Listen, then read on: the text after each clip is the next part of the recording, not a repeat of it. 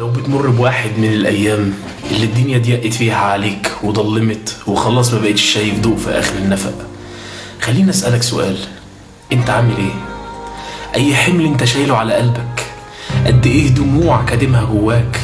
قد إيه آلام، مخاوف وذكريات حابسها جوه؟ بيسألوك عن أخبارك ترد تقول تمام، بس أنت من جواك عارف إن لأ مش تمام. نفسك تقول أنتوا إزاي مصدقيني، بس انت عارف انهم مصدقين عشان اصلا مش عايزين يسمعوا الاجابة. بيسألوك يلا والسلام. خلاص بقيت تصدق الكلام اللي بتسمعه حواليك من كل حتة، بقيت تصدق انك فاشل، انك مش كفاية، وانك عمرك ما هتكون حاجة مفيدة ولا هتعمل حاجة كويسة في حياتك. الرعب خلاص ملا قلبك انك هتكون وحيد بطولك. اصل اكيد هم لو مش حابينك مين هيحبك؟ اصل هم لو مش قابلينك مين هيقبلك؟ عشش في كيانك انك حالة فاشلة، خلاص مفيش امل تتحرك خطوة واحدة لقدام.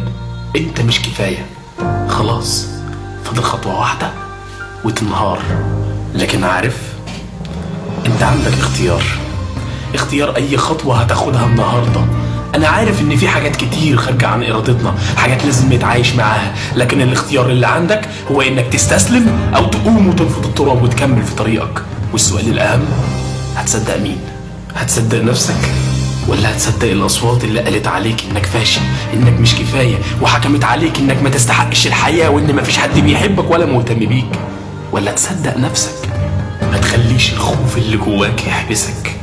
خد خطوة واحدة. أحيانا كل اللي أنت محتاجه عشان تغير حياتك هي خطوة واحدة. الإحباط جزء أساسي من الحياة، حاجات كتير هتشتغل عليها ومش هتوصل لها. الدنيا أحيانا كتير ما تعرفش معنى كلمة العدل. هتحبي واحد وهيسيبك، هتخسر صحابك وهيبعدوا عنك، ناس كتير جدا قريبة من قلبك وهتخسرهم. دي حاجات ملناش اختيار فيها، بس اختيارنا في طريقة نظرتنا للحياة. لو اتمسكت بالألم وفضلت تسأل نفسك ليه قالوا عليا كده، ليه خسرت الناس اللي بحبهم، ليه جالي المرض ده، انت بتفتح باب للضلمة تدخل حياتك. ولما الضلمة تدخل حياتك ده بينعكس على كل شيء، بتسمم عقلك، بتخليك تشوف السلبيات وبس. كل علاقات حياتك بتتدمر، وخلي بالك ده مش بسببك انت، ده بسبب الضلمة اللي انت سمحت لها تدخل حياتك. لو في حاجة واحدة ممكن تدمر حياة الإنسان فهي لوم النفس. ما تحملش نفسك فوق طاقتها، ولما لوم النفس يبدأ اعرف ان ده مش انت، دي الضلمة اللي اتزرعت جواك هي اللي بتتكلم. ما تسمح لهاش تتملك منك. رد على الصوت اللي جواك وعرفه انك عارف ان اللي جاي اكتر، وان الحياة تحدي كبير، وانك مش هتسمح للتحدي يغلبك، وانك قوي. والاهم اعرف ان كلام الناس مش هو اللي بيحدد قيمتك، انت بس اللي تقدر تحدد قيمتك الحقيقية.